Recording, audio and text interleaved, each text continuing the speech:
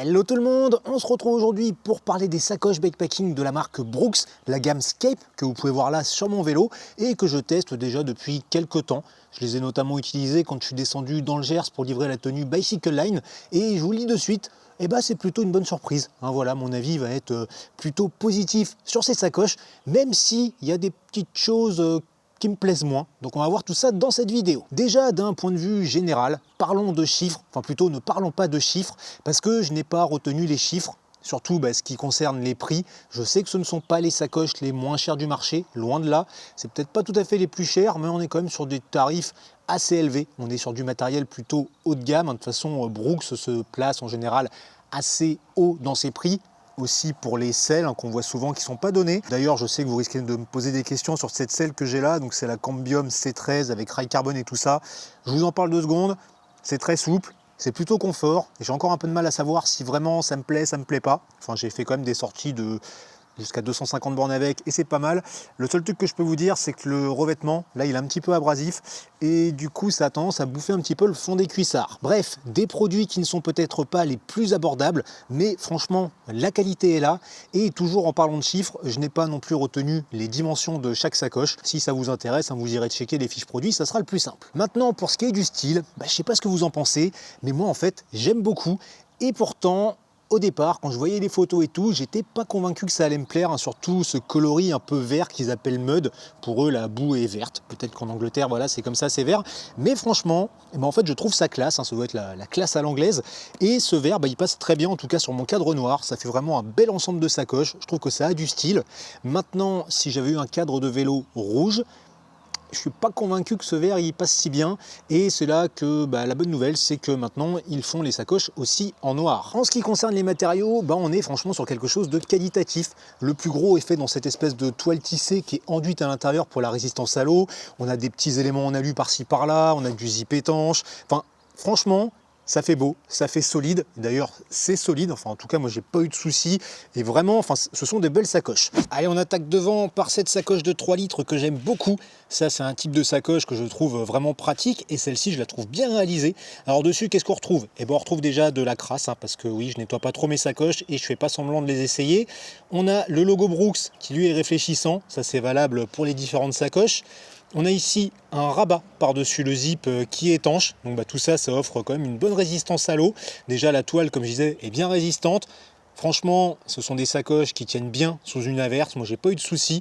Maintenant, petit conseil qui, je pense, est valable pour toutes les sacoches du marché. Si vous avez des trucs un petit peu craignos que vous voulez absolument garder au sec, remballez-les dans des sachets en plus. Point de vue fixation, on a une boucle en alu de chaque côté.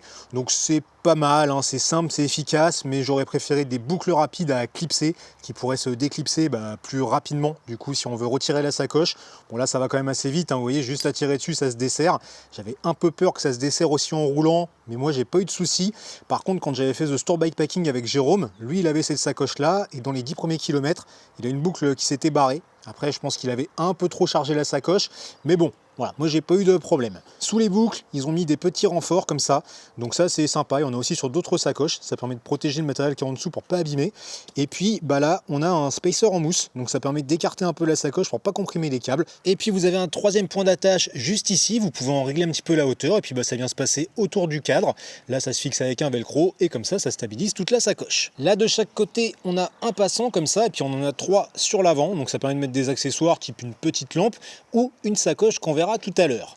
Maintenant, pour ce qui est de l'intérieur, déjà vous allez voir, on a de la place. Franchement, avec 3 litres, il y a de quoi ranger pas mal de choses. On voit bien la toile qui est enduite pour l'imperméabilité. Et de chaque côté, on a un renfort comme ça en mousse qui vient rigidifier la sacoche. Bon, même sans, ça reste quand même assez rigide. Le truc que je trouve un peu dommage, c'est que ces renforts, ils auraient pu être fixes en fait, qu'on ne puisse pas les retirer.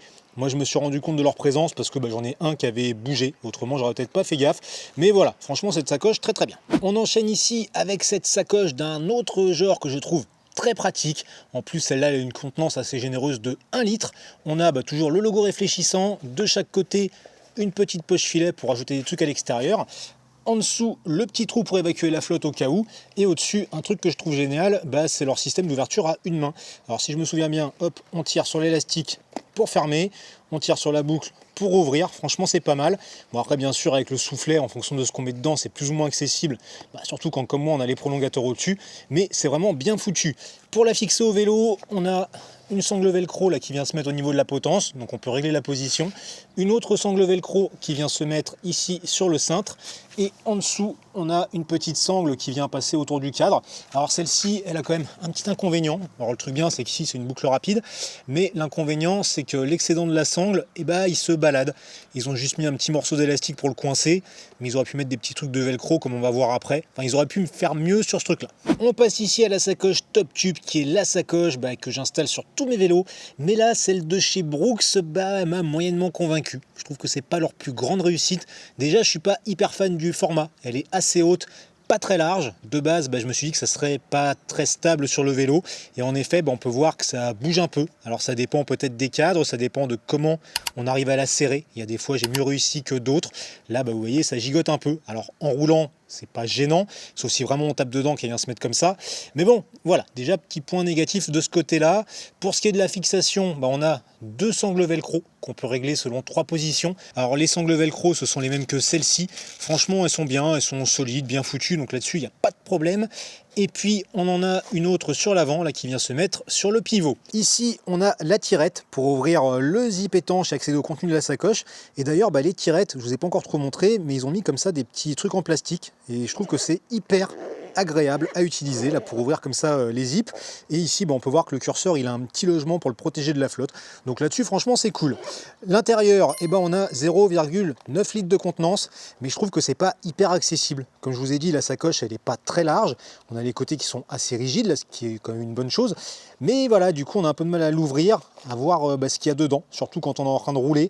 Donc c'est pour ça, toutes ces petites choses font, comme je le disais, que c'est pour moi pas la sacoche la plus réussie de ce set. La sacoche de cadre, comme la sacoche qu'on a vue au niveau du guidon, elle fait 3 litres, et pourtant elle paraît vachement plus grande, mais bon, apparemment ça fait 3 litres aussi, et comme elle est assez longue, en fonction de votre cadre, vous pourrez la mettre ou non. Au niveau fixation, il y a une sangle ici que vous pouvez régler selon 2 positions. Il y en a 3 sur le dessus, dont celle-ci que vous pouvez régler aussi selon 2 positions, et une à l'arrière. Donc avec tout ça, ça tient bien, c'est stable. Ici, on retrouve également un rabat pour protéger le zip étanche. Donc là, c'est le compartiment principal. Et donc là, on a quand même pas mal de contenance. Bon, j'ai un peu de bordel dedans, vous m'excuserez. Et au fond, on a une petite poche zippée supplémentaire qui permet de séparer des petites pièces ou quoi. Enfin voilà, ça c'est pratique.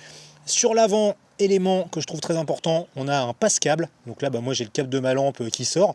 Et ce qui est marrant, c'est qu'il est zippé. Il y a un petit zip étanche. Donc ça, si vous n'en servez pas, au moins vous pouvez le fermer. Vous êtes sûr que ça rentre pas. De l'autre côté, on a encore une grande poche, mais cette fois-ci, c'est pas un zip pour la fermeture, c'est une sorte de glissière étanche qui a le même curseur. Ça reste très simple à ouvrir, même si parfois ça accroche un peu plus, mais globalement ça fonctionne bien.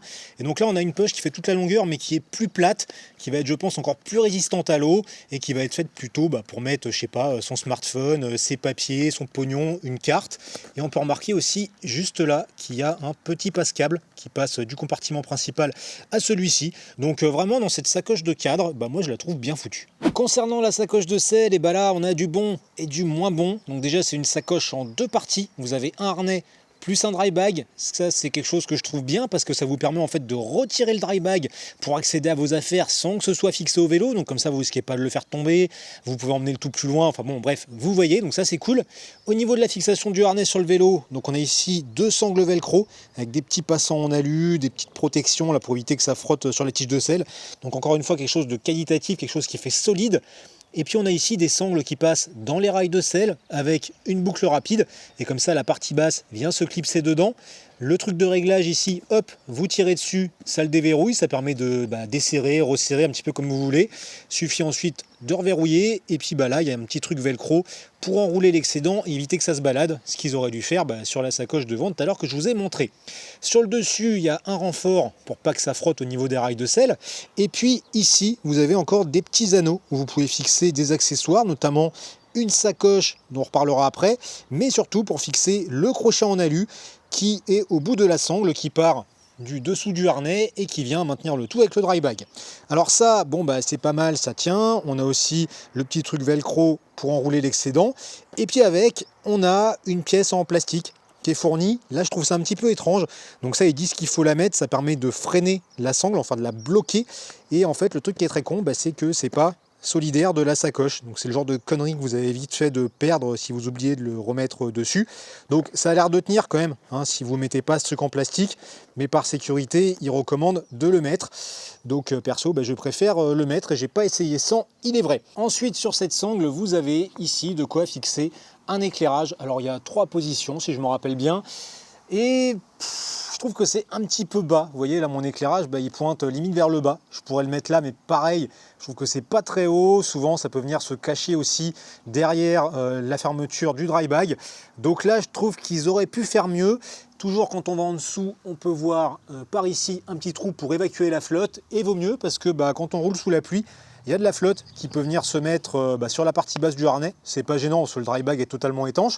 Mais voilà, au moins ils ont prévu de quoi évacuer tout ça. Pour finir sur le harnais, je reviens sur sa partie haute parce que là, il y a pour moi un truc qui est assez rédhibitoire pour ce type de sacoche, c'est qu'il n'y a pas d'élastique. Moi, j'aime bien avoir un élastique ici pour mettre par exemple ma veste imperméable pour qu'elle soit accessible à tout moment.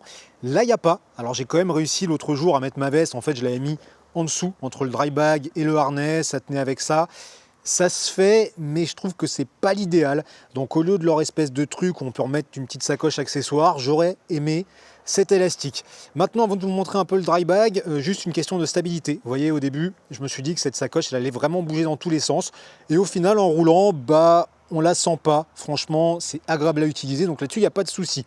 Maintenant, le dry bag, on défait ça, hop, on le sort. Et le dry bag, vous voyez, il a la forme de la sacoche. Donc là-dessus, il n'y a pas de souci. Il est bien imperméable. Et le truc surtout que je vais vous montrer, c'est ça. C'est qu'il y a la valve pour faire le vide d'air, ce qui permet vraiment de comprimer le contenu pour encore augmenter la stabilité et gagner de la place. Voici maintenant la petite sacoche que j'ai déjà mentionnée plusieurs fois dans cette vidéo. C'est la plus petite sacoche de cette gamme Brooks Scape et c'est une sacoche que je trouve vachement bien parce qu'on peut l'utiliser de différentes manières. Alors on peut l'utiliser de manière indépendante pour des sorties quotidiennes par exemple en la fixant sous la selle ou sur le cadre, ou alors on peut l'utiliser de manière complémentaire aux autres sacoches en l'ajoutant sur une sacoche de guidon ou sur la sacoche de selle dans les petits passants, de manière à avoir une extension pour avoir, je sais pas, quelques outils, une chambre à air ou ce genre de choses à portée de main.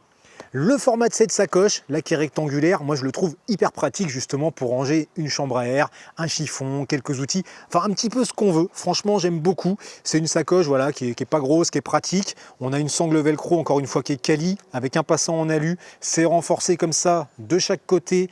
Le zip est étanche. Ici, on a le logo réfléchissant. Enfin, franchement, j'aime beaucoup. Le seul petit inconvénient éventuellement, c'est que si vous la mettez sous la selle, il vous indique qu'il faut la fixer normalement avec le logo vers l'arrière, logique puisqu'il est réfléchissant, ça apporte un petit peu de visibilité, et aussi parce que ça permet de montrer à tous ceux qui sont derrière qu'on a une jolie sacoche Brooks, faut bien qu'ils fassent leur pub.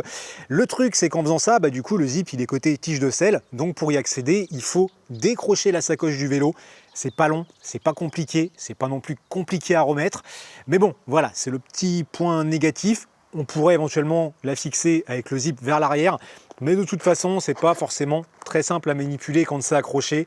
Avec la sangle velcro qui est serrée, ça peut tasser le tout. Donc voilà, vaut mieux quand même la décrocher. Il me reste encore une sacoche de cette gamme Brooks Scape à vous montrer, sauf que celle-ci, je n'ai pas eu l'occasion de la tester, simplement parce que j'ai pas eu assez de choses à mettre dedans pour justifier de l'essayer. Mais je vous la montre quand même parce qu'elle a des choses intéressantes. Donc il s'agit de la sacoche de guidon, le grand modèle qui se compose de 2 morceaux. Déjà un harnais avec un intérieur un petit peu antidérapant, donc ça c'est cool pour que le dry bag qu'on va venir mettre dedans ne bouge pas. De l'autre côté, forcément on a les sangles pour l'accrocher, donc on retrouve la même chose que sur l'autre petite sacoche de guidon, des boucles en alu, des spacers en mousse, d'ailleurs ils en mettent en supplément si besoin, les petites protections, les crochets en alu là pour raccrocher ensuite le dry bag, donc on peut régler à différents endroits, une petite sangle qui vient se raccrocher sur le cadre, tout pareil avec du velcro, même chose, ça c'est réglable. Donc dans le sachet, je vous ai montré les spacers en mousse, on a toujours les petits clips en plastique comme pour la sacoche de selle. Bon, ça je suis moyen fan, comme je l'ai dit, je préférais que ça soit solidaire de la sacoche. Et enfin, on a le dry bag. Donc là, on a une capacité de 9 à 11 litres. On peut l'ouvrir et le fermer du coup de chaque côté pour accéder au contenu. Et là où je le trouve vachement intéressant, c'est que quand on va regarder à l'intérieur, vous voyez, il y a une séparation. En fait, il y a une sorte de sac interne qui fait toute la longueur, ce qui vous permet de mettre des affaires de manière séparée de chaque côté du dry bag. Donc vous pourriez, je sais pas, avoir un côté avec des fringues sales et de l'autre avec des fringues propres, enfin comme vous voulez, ou simplement utiliser la longueur totale du truc. Donc voilà, c'est à choisir. Maintenant, si vous avez peur d'oublier de quel côté vous avez mis tel ou tel truc, vous voyez ici, il y a 3 petits points, ce qui vous permet d'identifier chaque côté du sac. Donc franchement, cette sacoche de guidon, je la trouve très bien foutue. L'autre truc intéressant, c'est que, encore une fois, et au final, c'est un petit peu le cas de ces sacoches Brooks, c'est que c'est modulable. Dessus, vous pouvez y greffer la sacoche de guidon que j'ai là ou la petite sacoche accessoire qu'on a vu juste avant. Donc vraiment, ces sacoches Brooks, de ce côté-là, c'est sympa. On peut moduler comme on veut. Comme je l'ai dit, elles sont robustes, elles sont vraiment bien finies, elles sont jolies, elles sont vraiment quali. Enfin, moi, c'est une gamme que j'aime bien, même s'il y a des petites choses à revoir. Donc voilà, je sais pas, vous, dites-moi ce que vous en pensez. Et puis si jamais elles vous intéressent, parce que même si elles sont un peu chères, je pense que c'est pas un mauvais investissement. Je vous ai mis les liens dans la description. Ce sont des liens affiliés. Si vous les utilisez, c'est que ça ne vous coûte pas plus cher. Par contre, moi, je touche une petite com qui me permet de continuer à faire cette vidéo. Donc vous pouvez les utiliser pour ces sacoches Brooks, comme pour d'autres achats que vous pourriez faire sur les magasins que vous pouvez trouver dans la description. Voilà, c'est tout ce que j'avais à vous dire. J'espère que ça vous a plu. Pour les questions, ça se passe en commentaire. Je vous laisse liker, partager la vidéo, vous abonner à la chaîne. Et puis je vous dis à très bientôt.